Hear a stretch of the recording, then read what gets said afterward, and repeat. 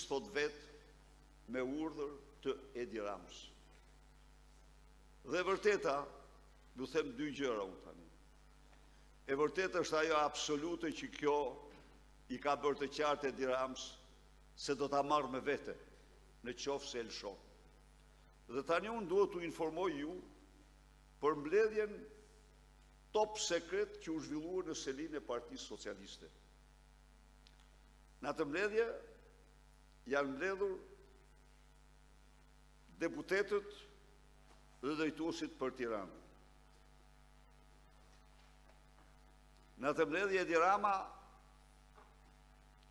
u ka bërë të qartë atyre se drejtuese e qarkut të Tiranës do jetë Belinda Balluku, Lubi Balluku. Dhe se skapi i partisë ka sulmuar Partinë Socialiste dhe ka sulmuar Edi Ramën, sepse aty s'ka asgjë qëndron dhe se gjithë problemi e kanë tek unë, tek ai. Prandaj Belinda është vetë pafajësia, betejë që na bëhet është politike, thot Edi Rama, dhe ju vazhdoni punën duke patur Belindën në krye, Lubin në krye, për Tiranën. Pas skandalit të tunelit Llogaras,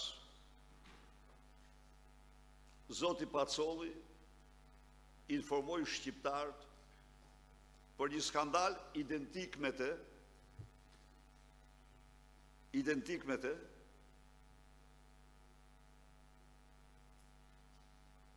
për një tender që s'u zhvillua kurrë, përveç zyrën e Lubis, për një objekt që ishte parashikuar në kontratë 105 milion dhe gjerë tani është 120 milion dhe janë edhe 30-40 milion tjera që duhet investuar për të përfunduar, sepse Edi Rama dhe Lubia kishin parashikuar atë me një qëllim të vetëm, aeroportin më të madh në Ballkan që të realizonin vjedhjen më të madhe. Sa më i madh, aq më shumë vjedhej. Por një gjë e vërtetë është që ne nuk në hyjmë në ato punë të bashkë për të aksionerët, ato s'kemi punë me të, as me njëri tjetrin, ata janë punë, i zgjidhin vetë ata me gjykat, pa gjykat. Po një moment kishta, momenti super mafioz i kërcënimit me jetë të Bexhet Pacollit. Ai ka domethënë e madhe në vetvete, ai ka domethënien se cilët janë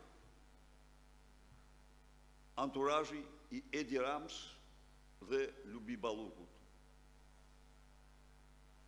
Zoti Pacolli natyrisht me atë super kujdes të ti nuk citon të Ramën, por po tha Belin, po tha Lubia, është Rama. Kjo është e njohur. E njohur. Por i tha gjë. Pra, qytetarët duhet ta dinë se dy ministra të qeverisë socialiste, përkatësisht Damian Gjiknuri dhe Arben Ahmetaj, nuk kanë pranuar të firmosin tendrin për aeroportin e Vlorës, sepse nuk kanë qenë dakord për 120 milion euro që duhej paguar biletat e munguara. Dhe ata, normal, kanë kërkuar që aeroporti të ndërtohet faza e parë me 30 milion, siç është bërë me aeroportin e Tiranës. Shtohen pasagjerët, shtohet kapaciteti, me fjalë. Kanë kërkuar atë që duhet bërë. dhe nuk kanë pranuar të firmosin. Kur Lubia ka firmos, Edi Rama ka thënë atyre se kjo më zgjidh mu punët e mia. Ju s'më dujgja, kjo zgjidh punët e mia. Por në vend që të jap dorëheqjen së me Lubin e tij, ai ka deklaruar në mbledhjen e partisë në mbledhjen e Tiranës se ky është një sulm që skapi i partisë i bën Edi Rams dhe Lubia nuk ka asnjë përgjegjësi. Nuk ka bërë asnjë shkelje ligjore, asnjë gjë për gjëja. Dhe në fakt, siç e shihni, ajo vazhdon veprimtarin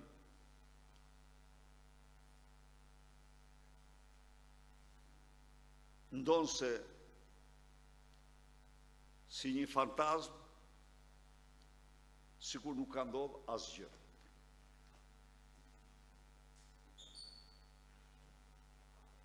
Sepse ky është autori i kësaj është Edi Rama dhe kjo ka zbatuar urdhat kriminal të saj, ka shkel ligjet e vendit dhe është përgjegjëse pa diskutim 100%, por bashkë me Ramën. Ata që mendojnë se ky është një popull pa memorie, unë u rikujtoj se ish zëvendës kryeministri Ilir Meta për një regjistrim të manipuluar nga Edi Rama dhe Filip Çakulli, në të cilin përmendej shifra 700.000 euro, që në vërtet ishte letër me shkrim që një kompani i kishte dërguar Ilir Mec se mosbatimi vendimit të gjykatës ndaj saj, ajo kishte fituar vendimin për një gjykatë për një dorë centrale. Dhe mosbatimi vendimit i ka kushtuar atij një dëm 700.000 euro. Ajo letër ekziston në dokumentat të shtetit, ekziston kudo. Dhe pas ekspertizës që u bë regjistrimit, doli se ajo ishte cut and paste në 27 vende. Në 27 vende, instituti më serioz i ekspertizës në Itali. Pavarësisht nga kjo, Ilir Meta, duke ditur standardin që ekziston, më ka ardhur zyrë, më ka thënë, unë jap dorëheqjen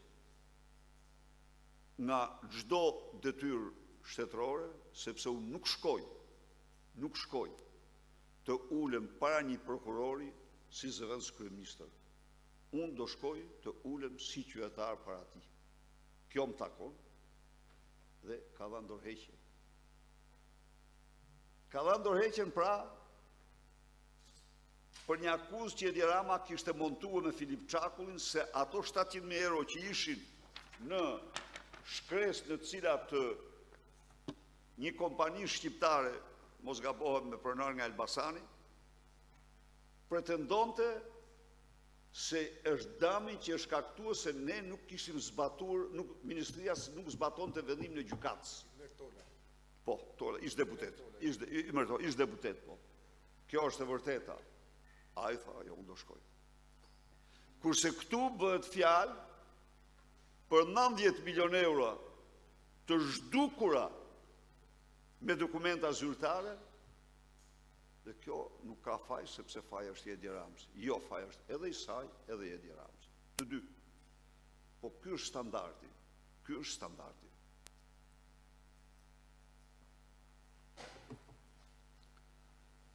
Pra, ne jemi në këto kushte, ku opozicë i mohohen të gjitha të drejtat kushtetuese dhe rregullore. në të cilin Edi Rama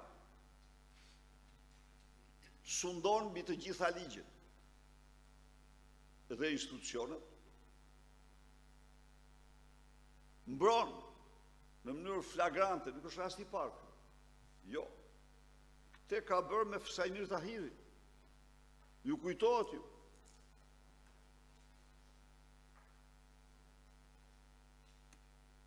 Solli antimafia italiane kërkesën për arrest për Sajmir Tahiri.